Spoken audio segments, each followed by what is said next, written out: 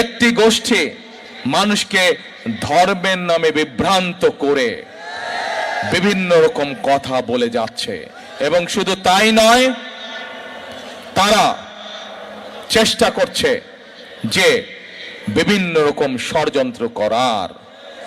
এরই মধ্যে আমরা দেখেছি তাদের দলের লোকজন নকল সিল বানাতে গিয়ে ধরা পড়েছে।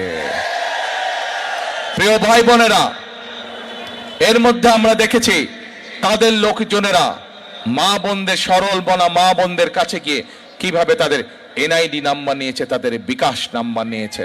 আমরা দেখেছি 90-এর আন্দোলনের সময় তারা কিভাবে জনগণকে ফেলে রেখে সেই স্বৈরাচারের 90 স্বৈরাচারের সাথে নির্বাচনে অংশগ্রহণ করেছিল। প্রিয় ভাই বোনেরা, বিভিন্ন সময় এই মহলের জনগণকে ফেলে রেখে চলে যাওয়ার দৃষ্টান্ত আছে।